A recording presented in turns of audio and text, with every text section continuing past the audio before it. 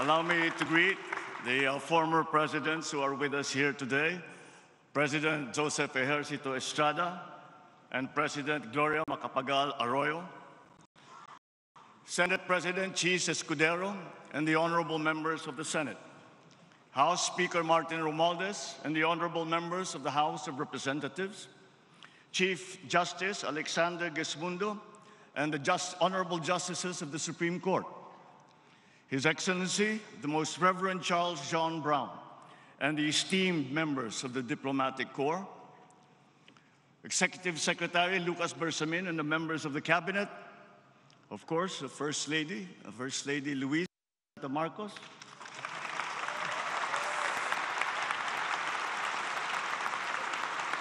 other distinguished guests, mga minamahal kong kababayan, magandang hapon po sa inyong lahat. The hard lesson of this last year has made it very clear that whatever current data proudly bannering our country as among the best performing in Asia means nothing to a Filipino who is confronted by the price of rice at 45 to 65 pesos per kilo. Bagamat maganda ang mga statistikang ito, wala itong kabuluhan sa ating kababayan na hinaharap ang realidad na mataas ang presyo ng mga bilihin, lalo na ang pagkain, lalo't higit ng bigas.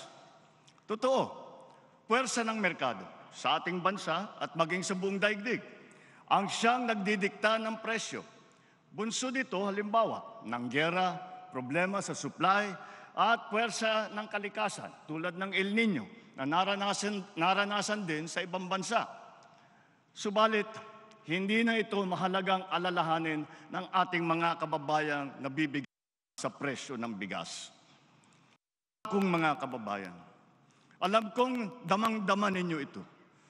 Hindi natin winawalang bahala ang inyong mga hinain at hirap na dinaranas.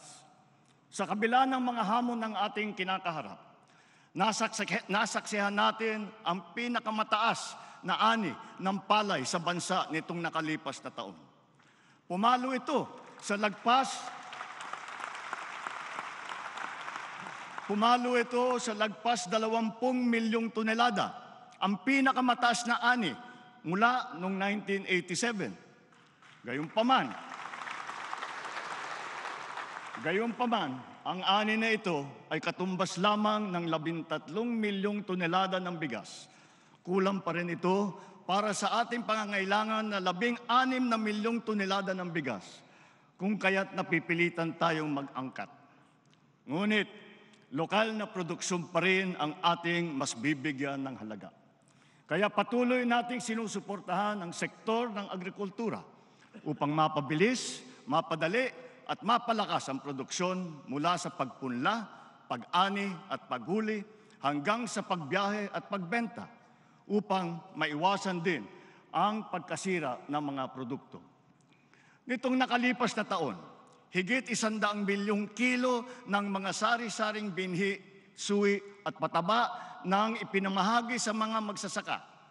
Namigay rin ang pamahalaan ng mahigit 300,000 hinahin upang ito ay maparami. Para naman sa mga mangingisda, mahigit 500 milyong fingerlings at 3,000 mga bangka ang napamahagi. Nakakatulong din ang mga ginawa at inayos ng mga fish port at cold storage upang masuportahan ang kanilang industriya. Bukod pa sa mga ito, naroon din ang mga teknikal at pinansyal na tulong para sa dagdag na kaalaman sa mga makabagong pamamaraan at pagkukunan ng sapat na puhunan. Handa na rin ang pamahalaan na ilabas ang mga bakuna laban sa swine fever, magpapalakas sa mga alagang hayop at magbibigay ng garantiya sa mga magsasaka laban sa pagkalugi.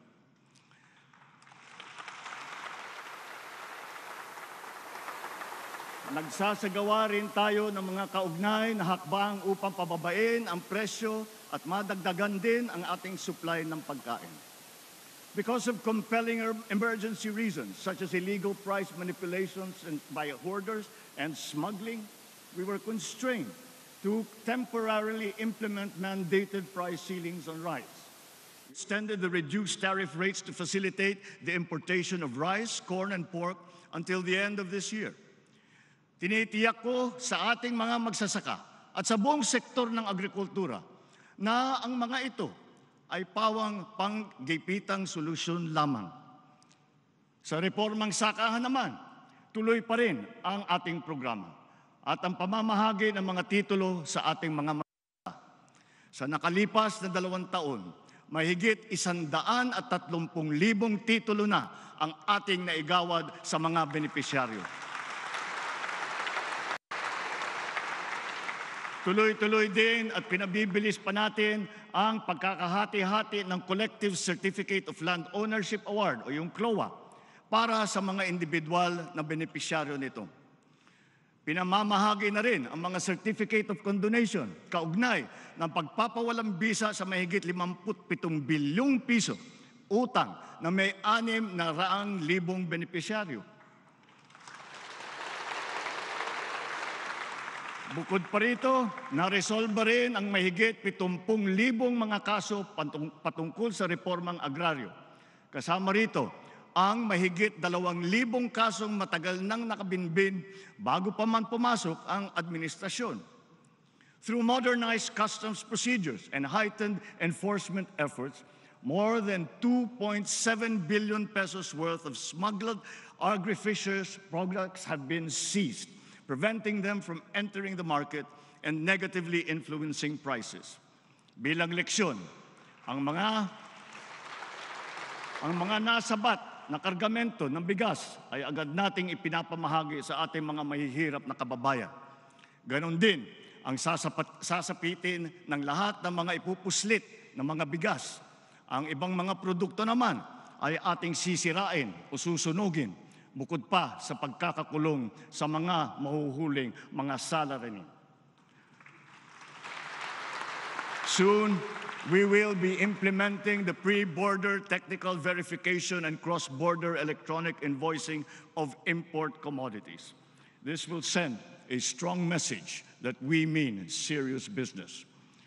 To reduce unnecessary business costs, local government units no longer collect fees and charges from motorists transporting goods and merchandise while passing through national roads. On the same principle, LGUs have been strongly urged to refrain from collecting fees for use of local roads. Nagsilbing kaagapay ng taong bayan ang kadiwa sa panahon na mataas ang presyo ng pagkain. Dahil naging epektibo ito, ang mga kadiwa centers ay magpapatuloy pa. Katuwang ang mga lokal na pamahalaan, dinagdagan pa natin ang mga kadiwa sa iba't ibang panig ng bansa. Higit sa lahat, layunin nating gawin permanente rin at mas madalas pa ang pagdaraos ng mga kadiwa. Matapos ngayong taon, ang 1,200 kilometro ng mga farm-to-market roads sa buong bansa. Mahigit 9,300 makinarya ang maipapamahagi at pasilidad na magagawa ngayong taon. Patuloy tayo nagbubukas at kukumpuni ng mga irigasyon sa buong Pilipinas. Ngayong taon, bibigyan natin ng patubig ang halos 45,000 ektarya ng bagong lupain. Bubuhayin din natin muli ang irigasyon sa halos 38,000 ektarya ng lupain sa buong bansa. Isa sa mga natatapos na proyekto ay ang Stage 2 ng Malitubog-Maridagao Irrigation Project. Halos 10,000 ektarya ng lupain sa North Cotabato at sa Maguindanao del Sur ang masiservisyohan ng irigasyon na ito. Ang ilan sa mga ginagawa nating irigasyon ngayon ay solar. Ibig sabihin, pinapatakbo ang mga ito ng haring araw, hindi nauubos at hindi nangangailangan ng paggamit ng krudo. Isang halimbawa ay ang kakabukas lamang na Kabaruan Solar-Powered Pump Irrigation Project sa Quirino, Isabela. Samantala, Halaur River Multipurpose Project sa Iloilo, halos 32,000 hektarya ng lupain ang mabibigyan ng patubig. Patutunayan ng proyekto sa Halaur River ang pinalalawig na potensyal ng irigasyon. Hindi na lamang patubig sa sakahan ang kaya nitong gawin. Ito na rin ay magagamit sa pagkontrol ng baha, paglikha ng kuryente at pati na rin para sa turismo. Moving forward, irrigation dams will supplement all our other bulk water projects to ensure water security for our people, especially in the underserved areas. Matindi ang naging epekto ng dumaang El Nino, lalo na sa mga sakahan. Sa tinamong pinsala mula sa pagkasira ng mga pananim, nagkaroon ng proteksyon ang ating mga magsasaka sa pamamagitan ng ating binigay na crop insurance. Sa nakalipas na 2 taon, mahigit 9,000 piso halaga ang naging bayad pinsala para sa mga apektadong magsasaka at mangingisda. Ngunit, mainam na rin na nailunsad na maaga ang mga modernong paraan ng pagtatanim tulad ng low water use farming technologies. Sa ating nasimulan na proyektong Lawa at Binhi, isinasagawa na ang mga modernong imbakan ng tubig upang lalong maging handa at protektado ang ating mga magsasaka sa banta ng tagtuyot. As we can see in all the world, weather events are, as has been predicted, getting more extreme, such as torrential rains that instantly shift to scorching heat waves or vice versa. Our country's geographical location makes us highly vulnerable to the adverse effects of climate change. Precisely because of our inherent vulnerability, we are proactive advocates for heightened climate responsibility and justice on the global stage. To this end, we have secured a seat on the board of the Loss and Damage Fund. And further, the Philippines has also been selected as host country to that fund. This will require an enabling law from Congress to confer the legal personality and capacity to the board. This welcome development shall complement all our other climate adaptation measures and give us a strong voice to access the needed financial assistance for climate-related initiatives and impacts. Gayunpaman, ang pinakamahalaga ay ang buong bansa ay matibay at laging handa sa nakakapinsalang mga sakuna. Nangunguna ang ating mga DRRM workers upang tiyakin ang ating malawakang paghahanda at ang ating pagiging mulat at listo sa anumang oras. Bilang pangunahing paghahanda, nagtatayo tayo ng mga mahalagang infrastruktura na magsisilbing proteksyon at sentro ng koordinasyon, lalo na sa aspeto ng paghahatid tulong. Within the past 2 years, almost 100 evacuation centers have already been built. While in January of this year, we started the operations of our Disaster Response Command Center, which shall serve as a central hub for the government's disaster response efforts. Ngayon, sa pagpihit ng panahon, ang hagupit ng La Nina at mga matinding pag-ulan naman ang ating binabantayan at pinaghahandaan. Mahigit 5,500 flood control project ang natapos na at marami pang iba ang kasalukuyang ginagawa sa buong bansa.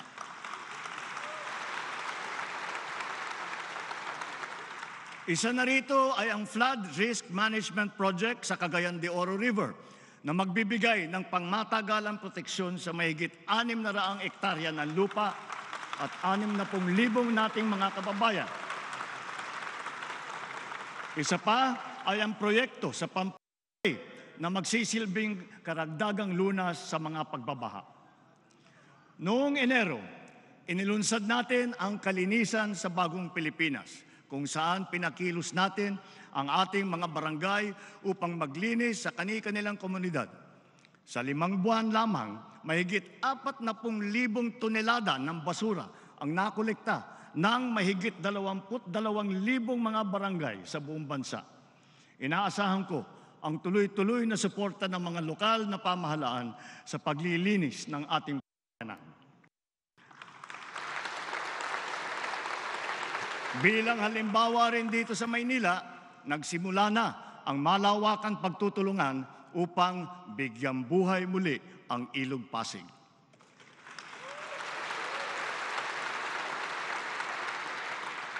As we enter the midterm, our infrastructure development remains sustained, strategic, and on schedule.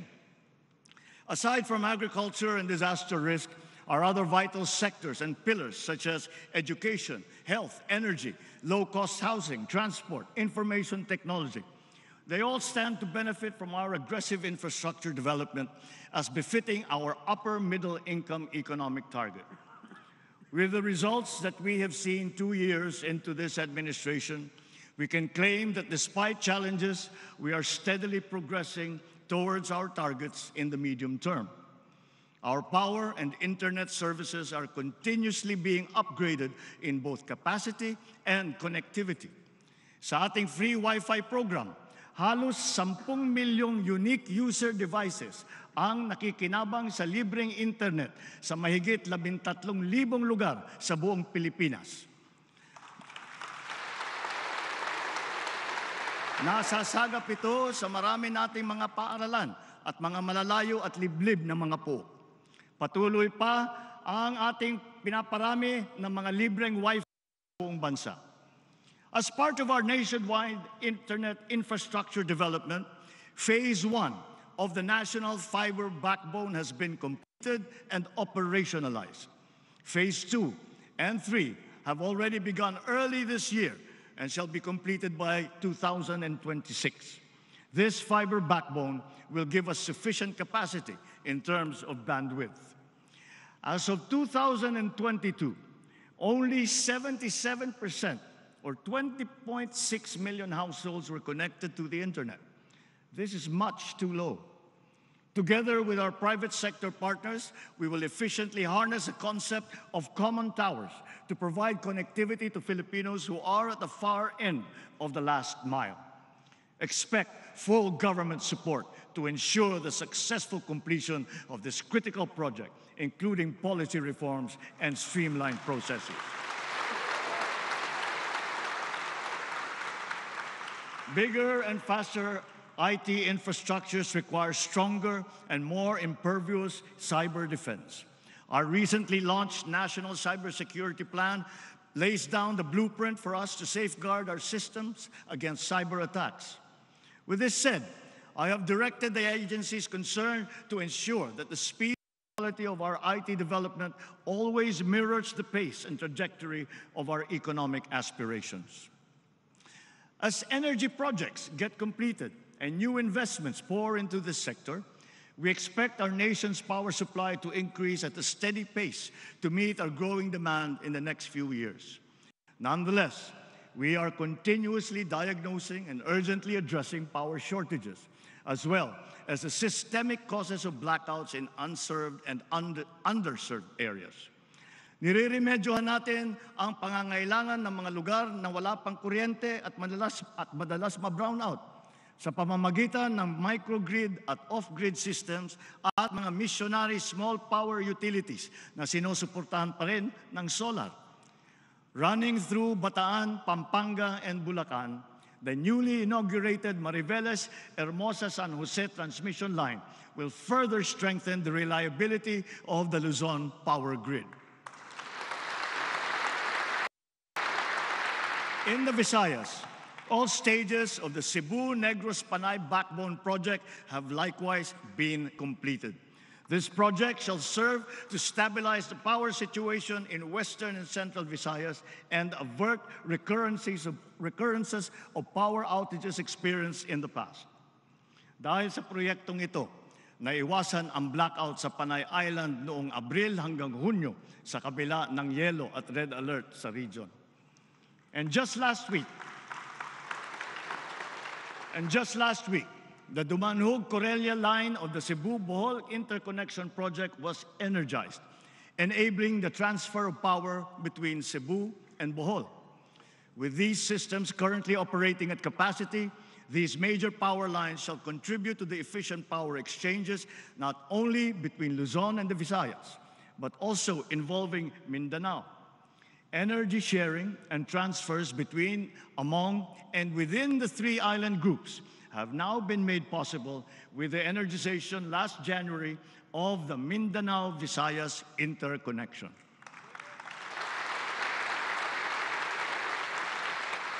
The energization of the Mindanao-Visayas interconnection is a defining moment, not only for the power sector, but for the entire country.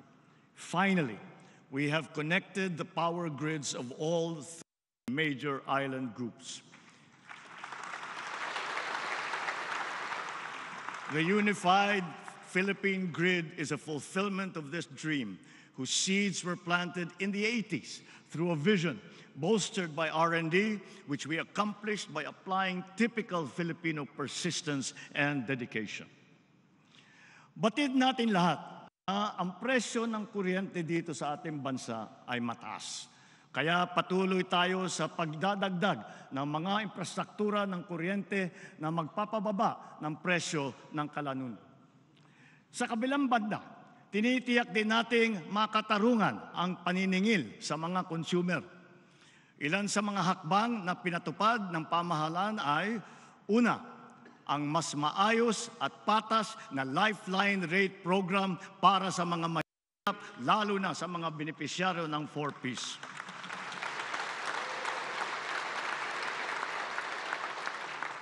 Pangalawa, ang naging pangsamantalang pagsuspindi ng fit-all tariff sa ating electric bill.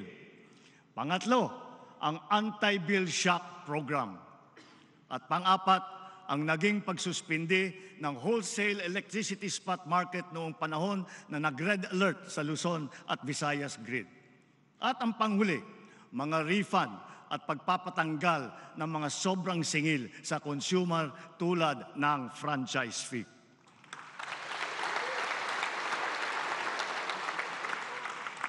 Binabalikan at binubusisi natin muli ang EPIRA upang malaman kung ang ba ito sa ating kasalukuyang sitwasyon o napapanahon na ito ay amyendahan. Hinihiling ko sa Kongreso na pagtulungan na natin ito alang-alang sa kapakanan ng mga Pilipino. Sa taas ng presyo ng kuryente sa bansa, nahihirapan hindi lamang ang mga negosyante kung hindi lalo na ang taong bayan.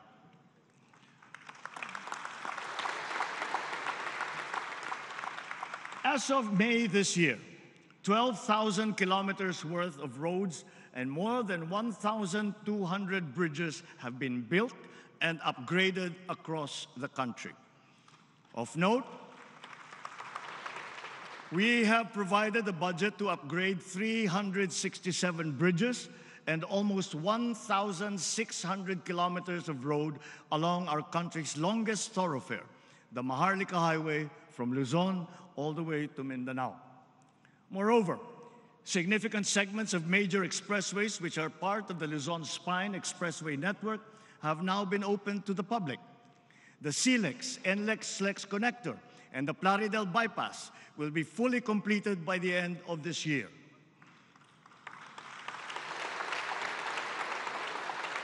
CALAX and the C5 South Link will be fully operational by next year. Dahil sa mga mahalagang daan na ito, ang norte, gitnang Luzon, Maynila at katimugang Luzon ay lalo pa ngayon magiging mas konektado sa isa't isa.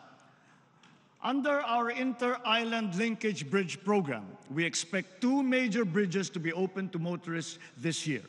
One is the Panguil Bay Bridge, touted as the longest water-spanning bridge in northern Mindanao.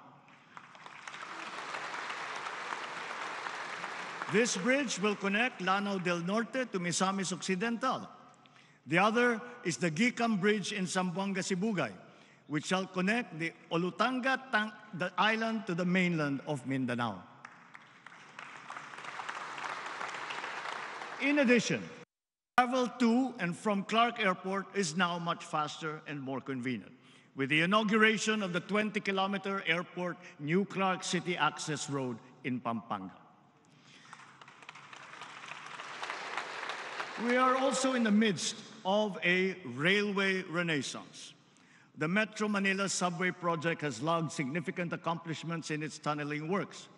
Sa puntong ito, katumbas na ng 3 hanggang 6 na palapag ang lalim na nahukay at tuloy-tuloy na umuusad sa susunod na istasyon. Other railway projects such as the MRT-7 and the North-South Commuter Railway are likewise progressing. We will make sure that the right-of-way issues are resolved in the most equitable, efficient, and expeditious manner so that these will not get in the way of our infrastructure development.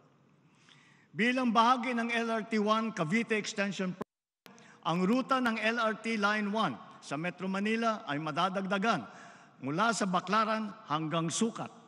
Bubuksan ito sa publiko sa loob ng taong ito. At sa ilang taon, aabot na ang linya na ito hanggang Bacoor. Nagdagdag din tayo ng 76 na bago at modernong mga tren sa LRT-1 upang mas dumami, bumilis at maging mas komportable ang biyahe ng mga pasahero.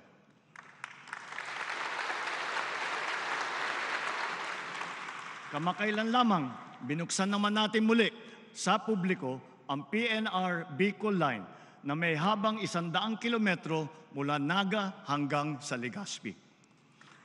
Gayon din, patuloy ang pagpaganda ng ating mga paliparan at ang ating mga daungan para sa ikaginahawa ng ating mga manlalakbay. Unang-una na rito ang paliparan ng Maynila. Sa pangangasiwa ng pribadong sektor, inaasahang gaganda ang itsura at serbisyo nito sa mga susunod na taon. Soon, it will be capable of accommodating 48 flights per hour, servicing our ever-increasing local and international flight routes, and catering to more than 62 million passengers every year. More than 70 airports and seaport development projects across the country have now been completed, and another 350 ongoing projects are set to be completed by the year 2028. Notably, the capacities of the passenger terminal buildings of the General Santos Airport and the Bicol International Airport have been expanded by 300 and 500%, now catering to 2,000 and 1,600 passengers respectively. Meanwhile, the Batangas Port PTB, a popular marine gateway to Mimaropa, the Visayas, and to Mindanao, can now accommodate 8,000 travelers at any given time. Thanks to Congress, the public-private partnership as a crucial funding mechanism for big-ticket projects is now institutionalized by the force of law.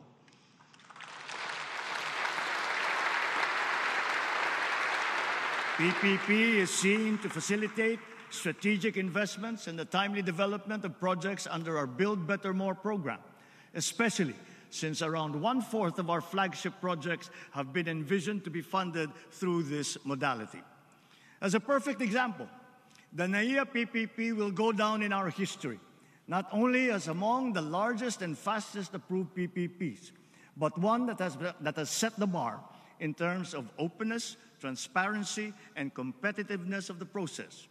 Through this partnership, our foremost aerial gateway is now primed for a revitalization. Once considered as among the worst and most stressful airports in the world, it will soon be a world-class international airport that we can all be proud of.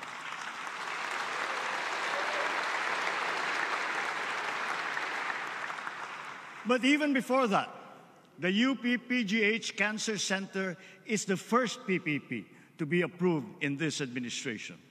Together with the Philippine Cancer Center of the DOH, which broke ground last March, these 2 specialty hospitals will soon join our nation's fight against cancer.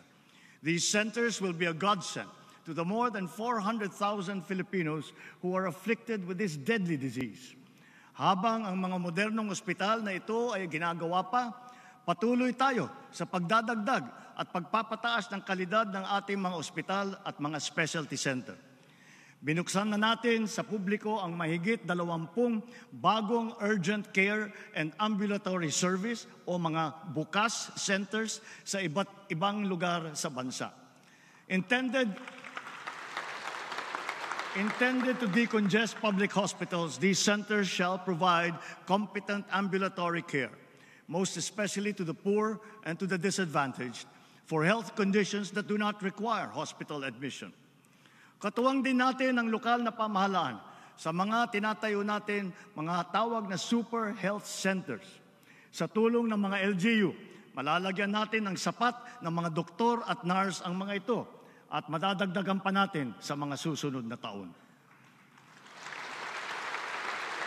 Layunin natin na sa lalong madaling panahon, lahat ng lalawigan natin ay may sapat na mga center o pasilidad na may kakayahang makapagbigay ng pangunahing serbisyong medikal para sa ating mga mamamayan. Samantala, titiyakin natin na ang bawat isang probinsya ay mabibigyan ng mobile clinic upang ang laboratory exam at ilang pang pangunahing serbisyo medikal ay mapapalapit natin sa ating mga kababayan. Sa PhilHealth naman, dinamihan na ang klase ng generic na gamot na kasama sa benepisyo para sa mga outpatient. Mula sa 21 generic na gamot ay 53 na. May mga bagong gamot para sa alta presyon at meron na rin para sa nerve pain at sa epileptic seizures.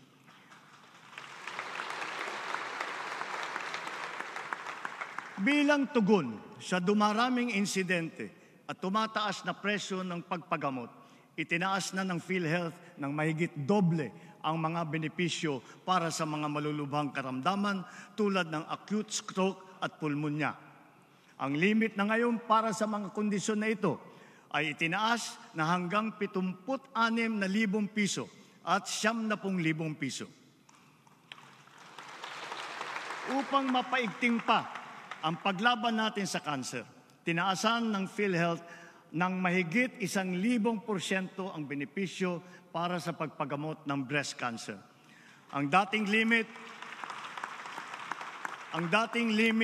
na 100,000 piso, ngayon ay ginawa na nating 1.4 million pesos.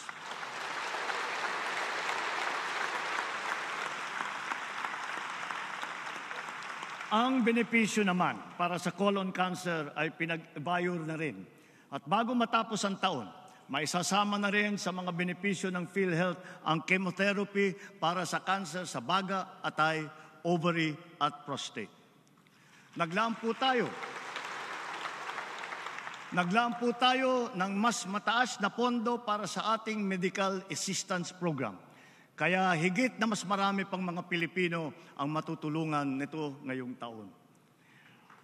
Aside from our aggressive hiring efforts, we have enhanced medical and allied health programs, allocated seed funds for public medical schools, and launched scholarships and review and upskilling programs.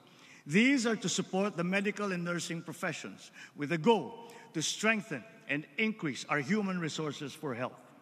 As part of our recalibrated health approach towards prevention and healthy habits, we are prioritizing vaccinations, nutrition, mental well-being, and active and healthy lifestyles. Tuloy-tuloy ang ating paghahabol sa pagbabakuna ng mga sanggol at ang mga bata, lalo na sa Region 6 at sa BARM, kung saan kulang pa sa kalahati ang nababakunahan. At tuloy na tuloy din ang Philippine Plan of Action for Nutrition na ating binibigyan tuon ngayong Hulyo, buwan ng nutrition. Ang convergent programs to stamp out hunger and malnutrition were not only successfully launched, but have yielded inspiring results thus far. One survey confirmed that our expanding school-based feeding program has had a significant impact on the physical and mental well-being of more than half of the learner beneficiaries. Therefore, we will continue to further enhance these feeding programs in our schools and daycare centers.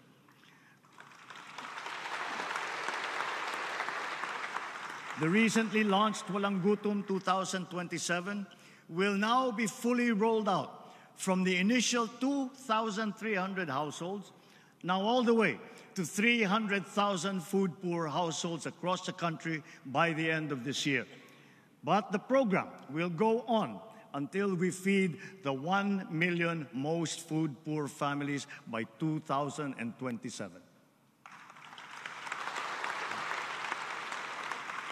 An important component of our strategies to address malnutrition shall be the program for the first 1,000 days, or the first 2 years of a child's life.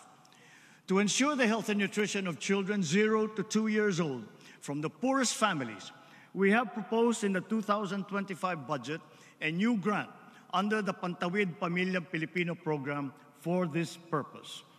Sa pamamagitan nito, ang isang buntis o ang isang ina na benepisyaryo ng 4Ps ay mabibigyan ng karagdagang tulong pinansyal na laan para sa kanya at sa kanyang anak.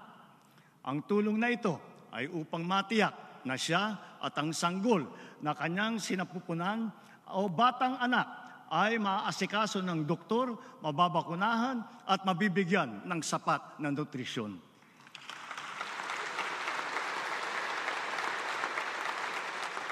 Closely related to these, the DOST has been continuously undertaking scientific research to develop nutritious food and drinks, which can be integrated into the government's feeding program. Government is aware of the pressing yet delicate social issues of the day, such as the mental well-being of our people. The DOH has launched its comprehensive mental health plan and ensured sufficient supply of medications. PhilHealth has also released this year its mental health benefit package for all its members. At the same time, grassroots and sports for all programs are back in the mainstream, catering to Filipinos of all ages. Nailunsad na namang muli ang taunang palarong pambansa matapos ang 3 taon na pagkakatigil nito dahil sa pandemya. Binabati natin ang Marikina at Cebu at ang kagawaran ng edukasyon sa kanilang matagumpay na pagtatanghal ng mga palarong ito. We will continue to support these health-enhancing sports programs. Through these, we will also set forth our youth on the same well-established path that has taken some of our national champions and renowned athletes to sporting greatness. As we speak, 28 of our finest athletes are competing in Paris now for the glory of the Philippines.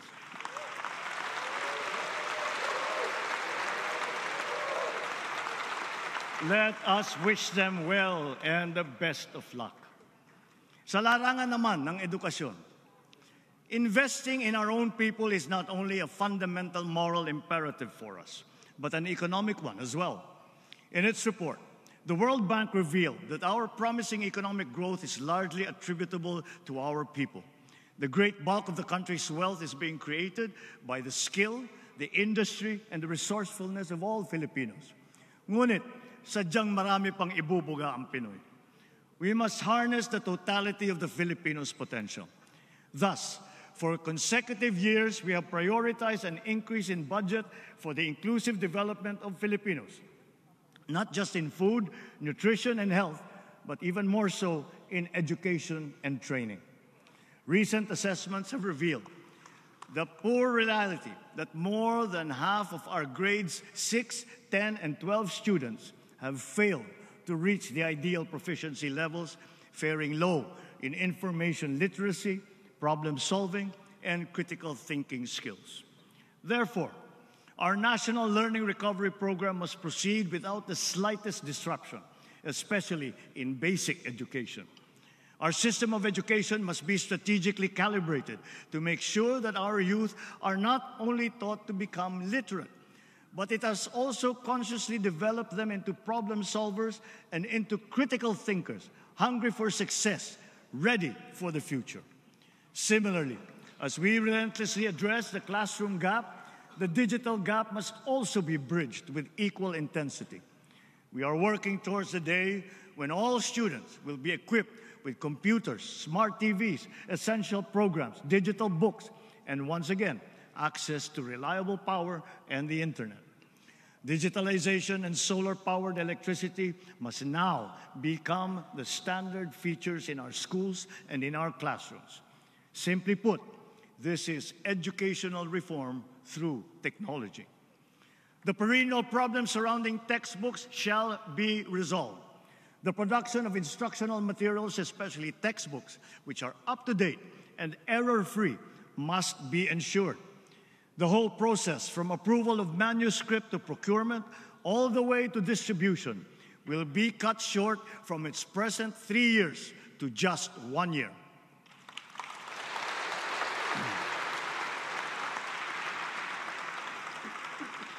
Ito ngayon ang magiging hamon sa ating bagong kalihim, na tiyakin ang pagbangon at pagtaas ng kalidad ng edukasyon sa bansa sa lalong madaling panahon.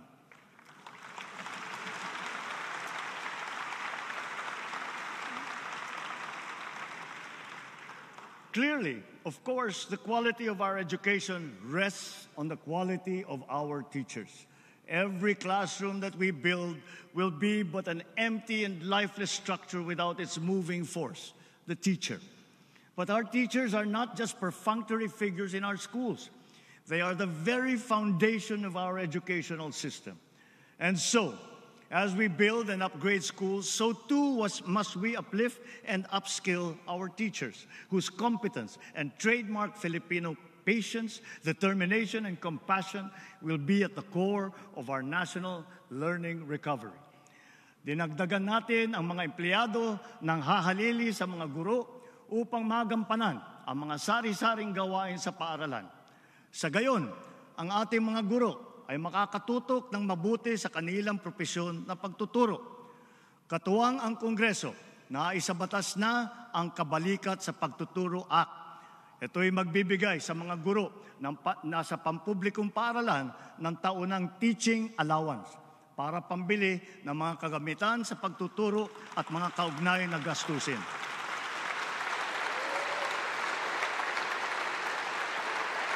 Matatanggap na nila ito simula sa susunod na taon. Meron na rin silang personal accident insurance mula sa GSIS.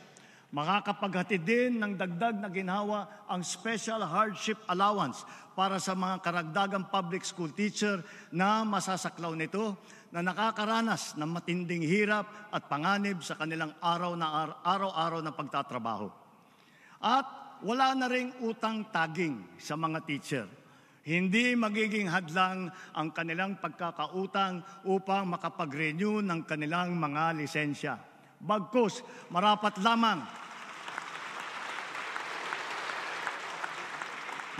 lamang na sila ay payagan pa rin makapagturo nang sila ay makapaghanap buhay at merong kinikita. Of equal significance, we have allocated funds to finally implement the expanded career progression system for our public school teachers. This will promote professional development and career advancement within their ranks. This expanded system lays out two major career paths for our teachers to pursue: the teaching and the school administration tracks, each of which shall have ample career growth opportunities. With this system in place, we will accelerate the career growth of teachers. Sa sistemang ito, wala ng public school teacher ang magre-retire na teacher 1 lamang.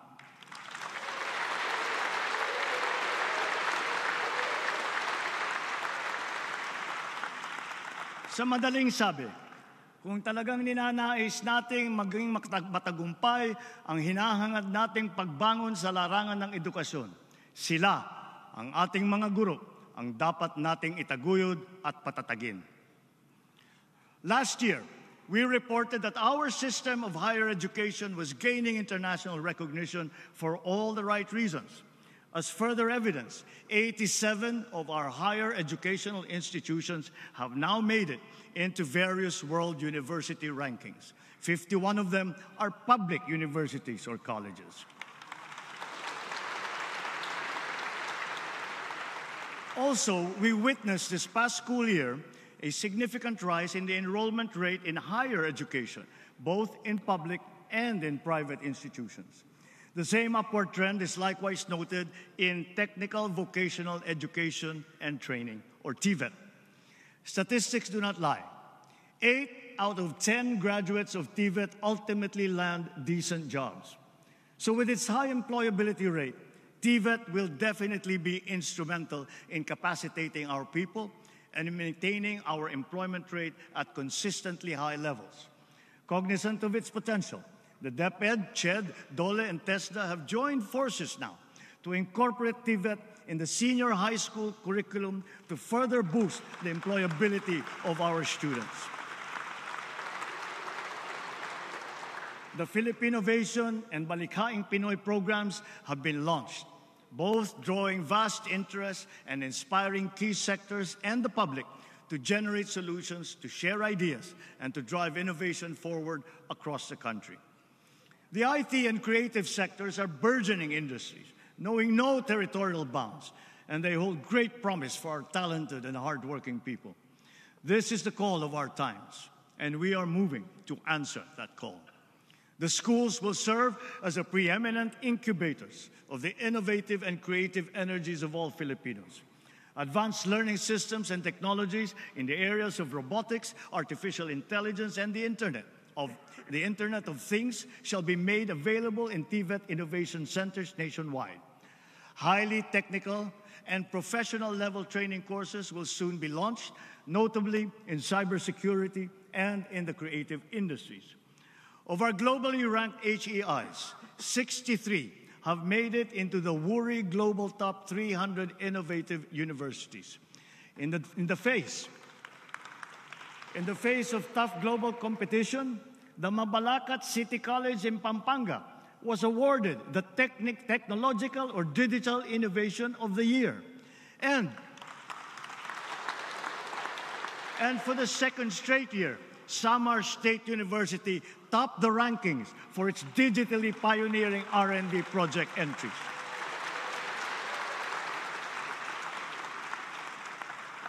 Relevant scholarships and R&D grants will continue to be available, aligned with our agenda to foster startups. To commercialize and mass-produce R&D outputs, crucial support, such as intellectual property rights enforcement and venture financing, have been put into place. We are also building essential infrastructure and linkages to support the ethical development of artificial intelligence systems for high-impact practical applications. Since the nation's foray into space technology, our satellites in space have generated more than 51,000 maps, images, and spaceborne data for various purposes. These now provide us with vital information that guides our country's stratagems and decision-making in agricultural development, urban planning, and environmental management, including the strengthening of our maritime domain awareness, to name but a few examples. Along with these discoveries, we are likewise in awe of our countrymen who have carved out their niche as pioneering space scientists and engineers in this emergent field, in collaboration with local space technology companies that provide an additional impetus. As we speak, 16 of our space engineers are in the United Kingdom, resuming work on the development of the Multispectral Unit for Land Assessment, or the MULA satellite. Once completed, the MULA satellite will be our largest Earth observation satellite to be launched into space so far.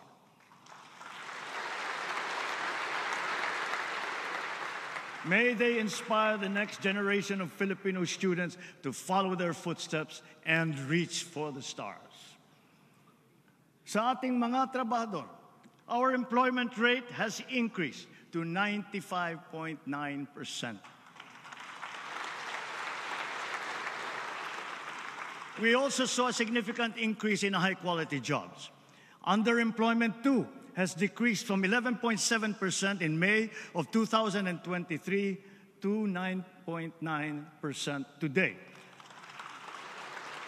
This is our lowest number since 2005. Notably, we also saw an increase in middle-skilled employment, wage and salaried employment, and full-time jobs. Magagandang balita pa rin ang mga ito sa kabila ng nararanasang mataas na presyo ng pagkain. Bukod sa paglikha ng trabaho, pinalalakas din natin ang kakayahan ng ating mga mamamayan, lalo na sa panahon ng kanilang kagipitan. Our adaptive and responsive social protection programs assist our countrymen in times of dire need, reaching those in geographically isolated and disadvantaged areas. More importantly, these programs seek to develop their productive potential and bridge their capacities towards self-sufficiency. With a noble aim of breaking the cycle of poverty across the country, the Pantawid Pamilyang Pilipino program has not only consistently accomplished its annual targets, it has also proven its efficacy over the years. Mula nung nakaraang SONA, mahigit 420,000 pamilya ang nag-graduate sa programa. Ibig sabihin, sa tulong ng 4Ps, mas gumanda na ang kanilang kalagayan at kakayahang makipagsapalaran sa laban ng buhay. Sa katunayan, mahigit 4,000 graduate ng 4Ps ay nasa hanay na ngayon ng mga lisensyadong guro. At hindi lamang yun, 35 sa mga top-notcher ng sari-saring mga board exam na idinaos nitong nakalipas na 2 taon ay nagmula sa mga pamilya na benepisyaryo ng 4Ps. Ilan sa kanila ay si Teacher Kane Jevy Cervantes ng Davao Oriental na nakakuha ng number 1 sa licensure examination for professional teachers. Isa rin si Engineer Alexis Aligado na nanguna sa Civil Engineering Board exam noong Abril ng nakalipas na taon.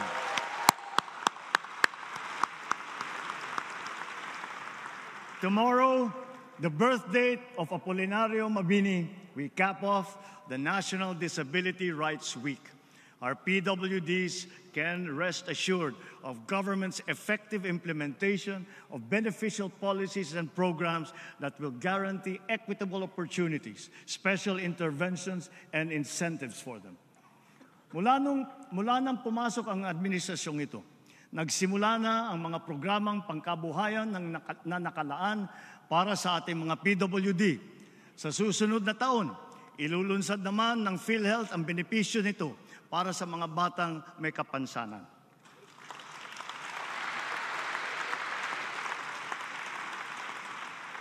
Halos dinoble na rin ang diskwento na ibinibigay sa mga PWD at sa mga senior citizen na tulad ninyo para sa mga basic necessities at prime commodities.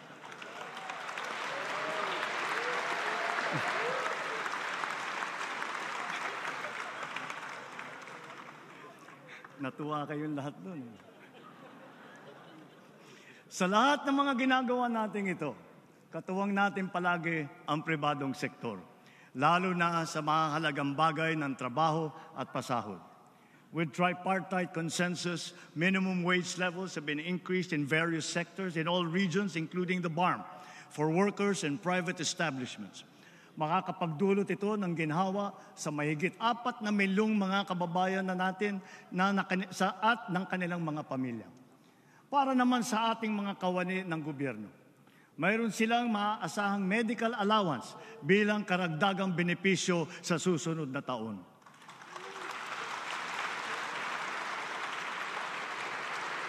At hindi lamang iyon, meron ding napipintong aumento sa sweldo na makukuha nila sa 4 na tranche. Naglaan na po tayo ng pondo para dito simula sa taong ito at sa mga susunod na taon. Furthermore, we have extended the services of our job order and contract of service personnel working in government. This will also afford them ample opportunity to work on their civil service eligibilities while gaining additional relevant experience and training to upgrade their employment qualifications. Our aggressive infrastructure development, business-friendly policies, investment and export promotions, foreign visits, and economic missions are all aimed at generating not just jobs, but quality and competitive jobs. A substantial number of investment pledges have already commenced operations, with many more at various stages of development. Sa bilang natin, bukod sa malalaking kita para sa bansa, makakalikha ang mga ito ng mahigit 200,000 trabaho para sa ating mga kababayan.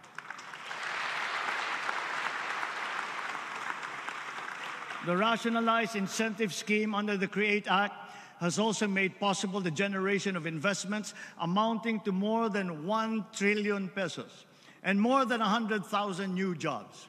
This promising state of affairs is now beckoning us to create more through the passage of the Create More Act.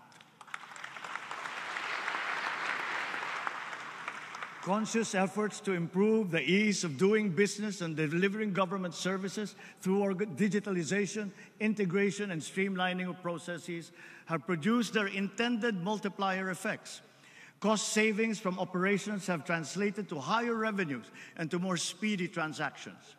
These have effectively addressed the fragmented, overlapping, and time-consuming procedures that have hindered optimal productivity by government. Attributable to these transformative reforms, government services are becoming more efficient. More and more systems are now digital and cashless, assimilating individuals, MSMEs, even agricultural workers. These have expedited transactions and commercial exchanges and promoted the convenience of all parties concerned. Ang Paling QR ay isa sa mga programang unti-unting lumalakas, ang hatak sa publiko at dumarami ang gumagamit. Bolstering our Cybercrime Prevention Act, the recently passed Anti-Financial Account Scamming Act will further protect the public by heightening the responsibility and security systems of banks and financial institutions and imposing high criminal liabilities on social engineering schemes and money mules. Job placement also has seen significant progress, especially through our Public Employment Service Offices, or PESOs, nationwide. PESOs have harnessed IT capabilities and improved labor industry coordination. Collectively, they boast a job placement success rate of 98%.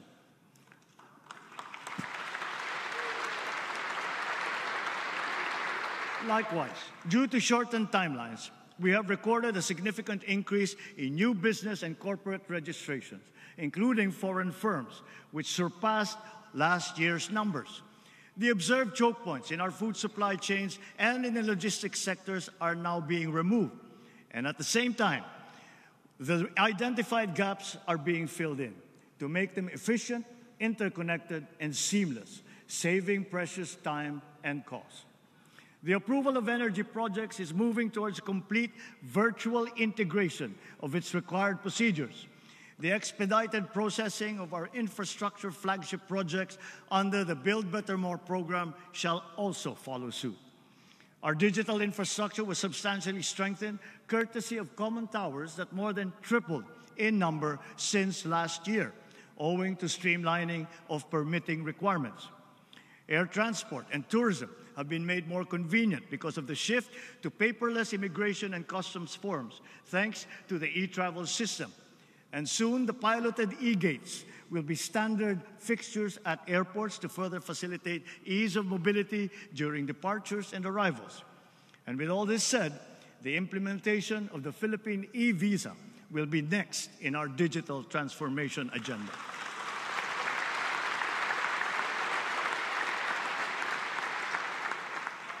Let us now go to tourism, because we in the Philippines have no less than 7,641 beautiful reasons to tap the potential of our tourism sector, for which our archipelagic nation is internationally renowned and from which many Filipinos derive their livelihood. While a resurgence in this all-important sector is being observed, pre-pandemic data present to us a great challenge that we must surpass. It is a challenge that is well within our grasp. Our infrastructure and digital reforms, the development of tourism sites, and the enhancement of the overall tourist experience are all calculated to boost the productivity of the tourism sector. While doing so, we shall interpose the wholesome and hospitable Filipino brand in all the key tourism touchpoints, from tourist arrival all the way to departure.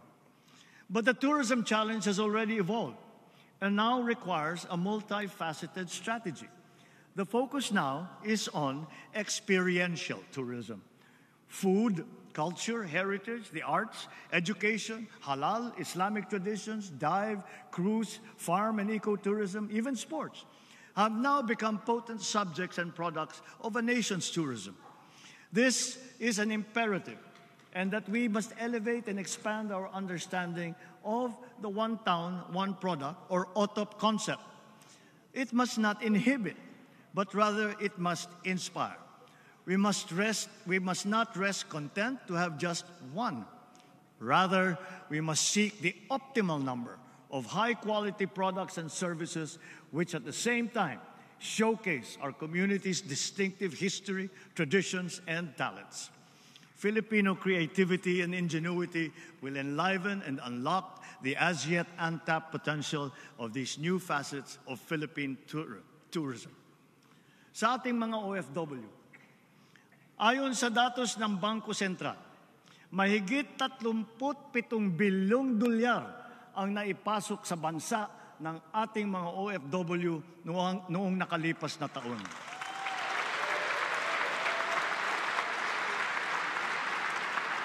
Sadyang napakalaking tulong nito sa ating bumabangon na ekonomiya. Kaya hindi lamang pasasalamat, kundi parangal ang ating ipinapaabot sa lahat ng ating mga OFW. Sana ay napapanood nila ito. Ramdam na ramdam hanggang dito sa ating bansa ang inyong sakripisyo. Through vital partnerships with like-minded states, we have been able to promote our mutual interests, resulting not only in investments here and our strengthened national security, but also in quality jobs for our nationals seeking foreign employment. Through intense Philippine lobbying, the United Nations has adopted the resolution on promoting and protecting the enjoyment of human rights of seafarers. This will ensure their safe and decent living and working conditions at sea, a human rights imperative.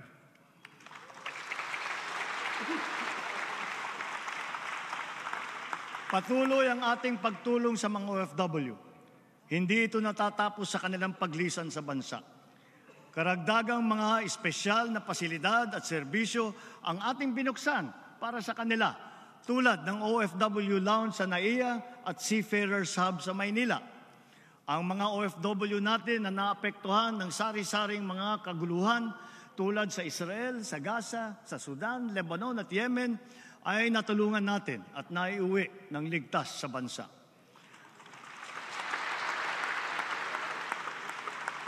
Gayon din ang naging pagtulong natin sa mga kababayan nating nasalanta ng kalamidad at krisis tulad sa Taiwan at sa New Zealand.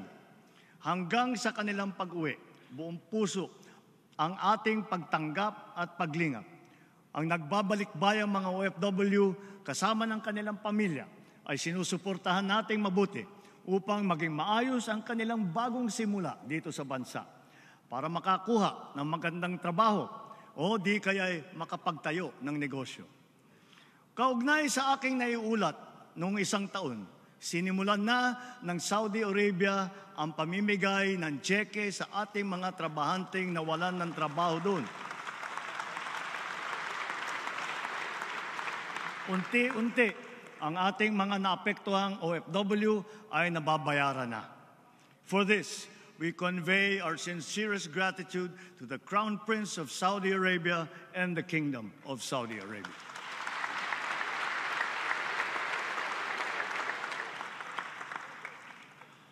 Lessons from history and current events teach us that peace and order is an essential ingredient of genuine prosperity and social development. This is the path that we choose to take. Despite difficulties, despite our diversity and differences as a people, we are joined together by a unique history and have constantly invested our energies and resources in strengthening the pillars of peace. Our police, military, and Coast Guard undergo continuous capacity building and asset upgrading so that they are better able to preserve the peace and defend our territory. We have noted an overall decrease in crime rate and an improvement in crime solution efficiency. But this is not enough. This is not enough. Our law enforcement need to continue to earn the trust of our people. The strong pillars of our criminal justice system, especially in light of the new rules on criminal investigation and our independent judiciary, function in unison. In tandem with the justice system, COA's audit mechanism works in harmony with our transparency, streamlining, and open government initiatives. All in all, these successfully foster a culture of accountability that curbs corruption in government. With the newly enacted Republic Act number 12009 that I signed just last Saturday, government procurement will be modern and innovative, more streamlined and efficient, and truly at par with global best practices.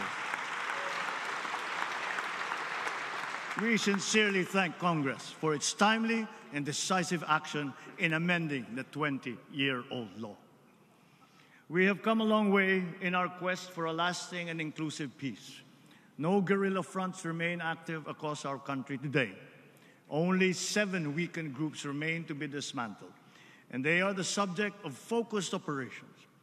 But along with the assertion of government might, we also offer peace, community development, and reintegration programs for those who have returned to the fold of the law. Through a comprehensive and transformative approach, we have rebuilt not only lives, but also conflict-affected communities. The implementation of peace agreements is now in its concluding phase. Former combatants now live peaceful and productive lives in their respective communities. Some of our former rebels are now absorbed into the AFP, serving in the defense of the Republic, while others are now part of the PNP BARM. Government will honor and fully comply with its remaining deliverables and commitments under these agreements.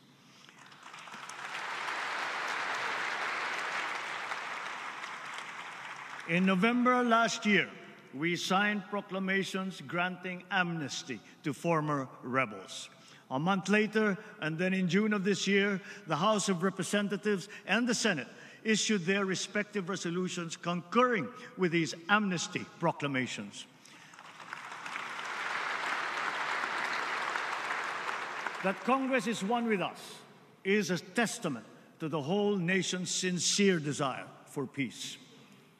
In such a short period, the BARM has impressively established a strong foundation for its progressive, autonomous social development. Investments continue to pour into the BARM. Last year, investments in the region increased by 140% year-on-year.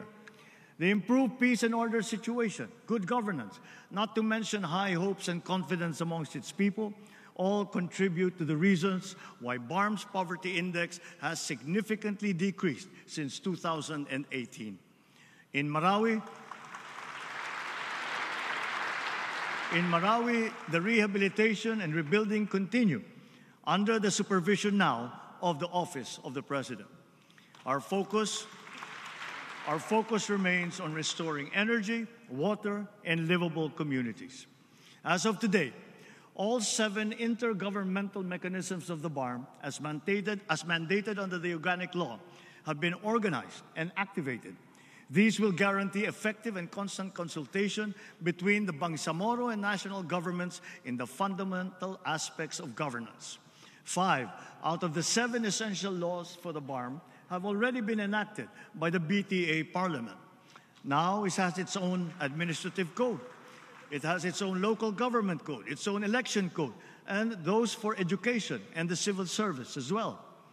So with these inspiring developments, the BARM appears primed and ready for its regular elections, the first ones that they will have in the coming year.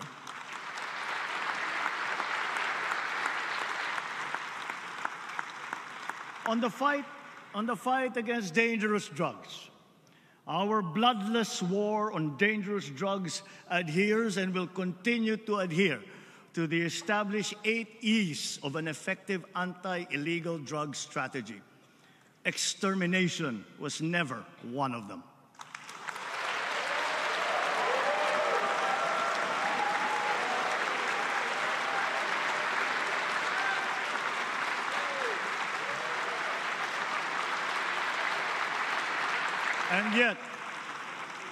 And yet, in more than 71,500 operations, it has resulted in the seizure of more than 44 billion pesos worth of illegal drugs and the arrest of more than 97,000 drug personalities. More than 6,000 of those arrested were high-value targets. 440 of them were government employees, of whom 42 were uniformed personnel. 77 were elected officials.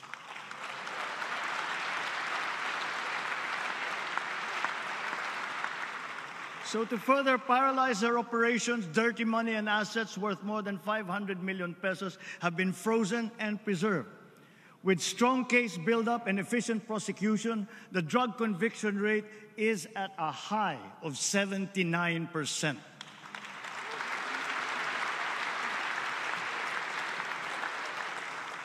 Together with this, we welcome the report that the number of drug-affected barangays in our country has been reduced by 32%.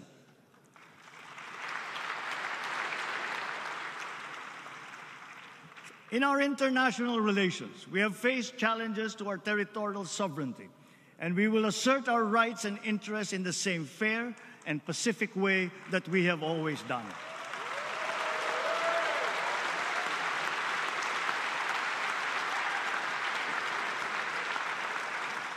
Proper diplomatic channels and mechanisms under the rules-based international order remain the only acceptable means of settling disputes. Peace and community building will always be our clarion call, especially when the country serves as chair and the host of ASEAN Summit in 2026. We continuously try to find ways to de-escalate tensions in contested areas with our counterparts, without compromising our position and our principles. I know that our neighbors, too, are doing their best to make this work. The Philippines cannot yield. The Philippines cannot waver.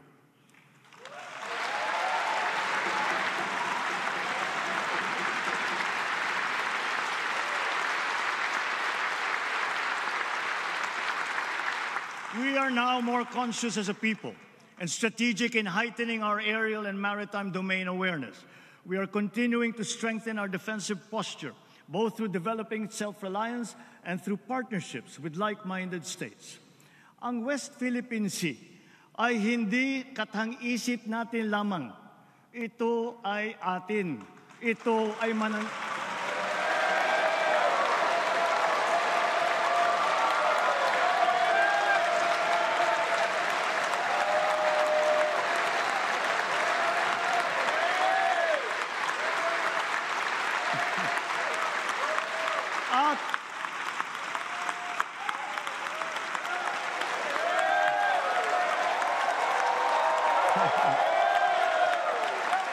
At ito ay mananatiling atin hanggat nag-aalab ang diwa ng ating minamahal na bansang Pilipinas.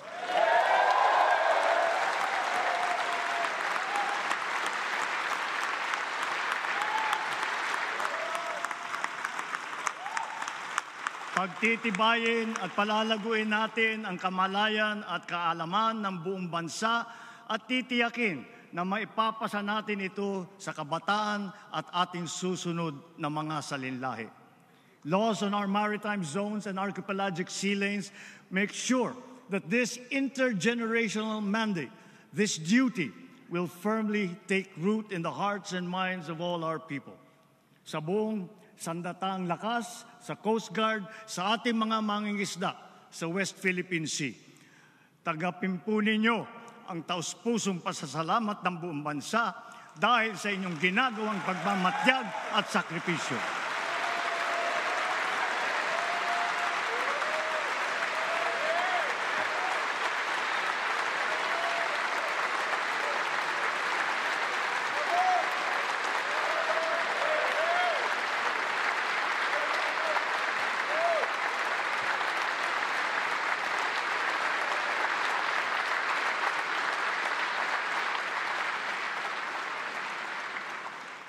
Let us now turn to our economic status and our prospects. In spite of headwinds that we have faced, we have stayed the course. The country exhibits healthy signs of post-pandemic resilience comparable to strong economies in our region. Our poverty rate has significantly dropped to 15.5%, down from 18% in 2021. This present figure is even lower than the pre-pandemic level of 16.7% in 2018. Ang katumbas nito ay halos 2.5 milyong Pilipino ang naiangat natin mula sa kahirapan.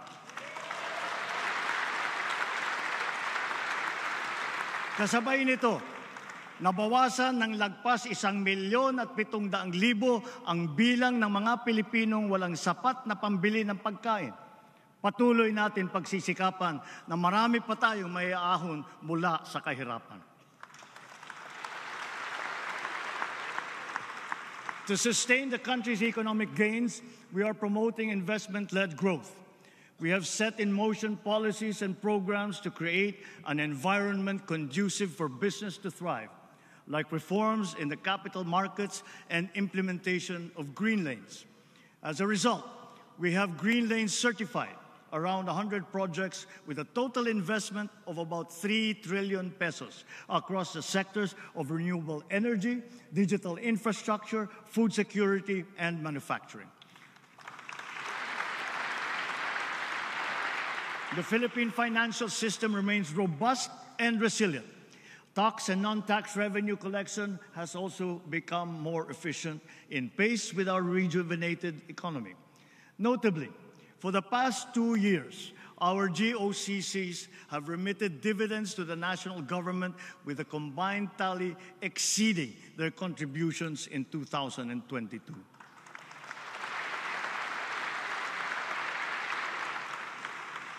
To build on these, and guided by strong fiscal discipline, our proposed government budget for this year was crafted with utmost care, diligence, and meticulous attention.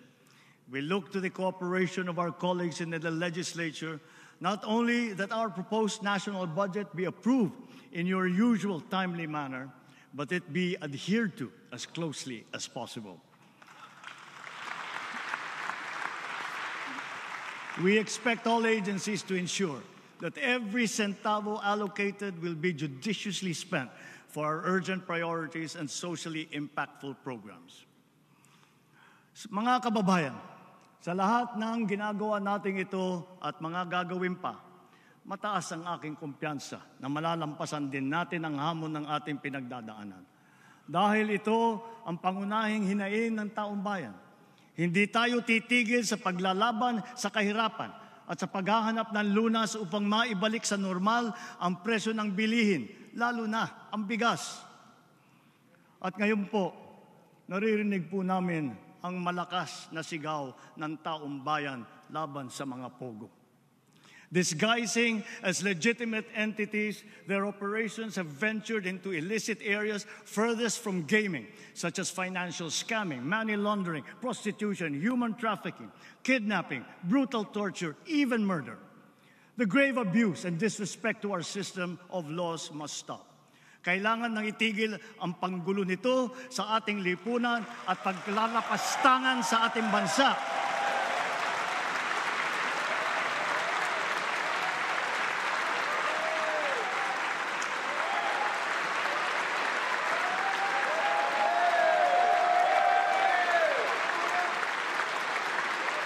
Effective today, all pogos are banned.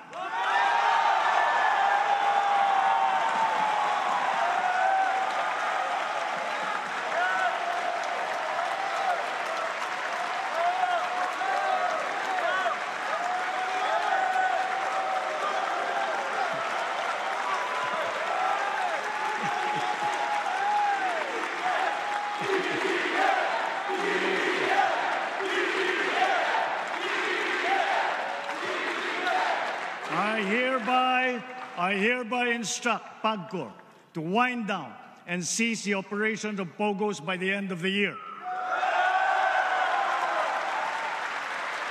The DOLE in coordination with our economic managers, shall use the time between now and then to find new jobs for our countrymen who will be displaced.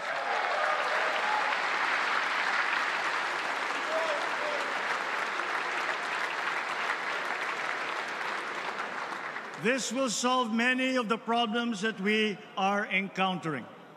It will solve many of the problems that we have been encountering, but it will not solve all of them.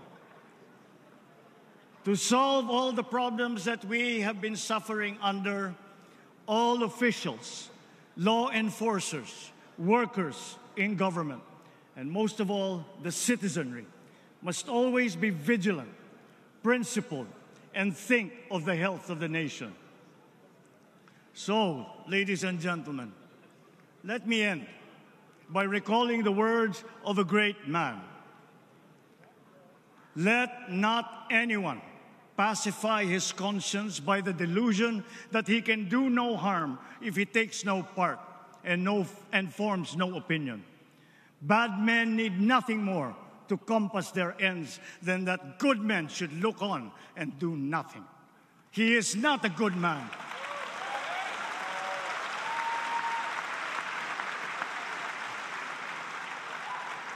He is not a good man who, without a protest, allows wrong to be committed in his name.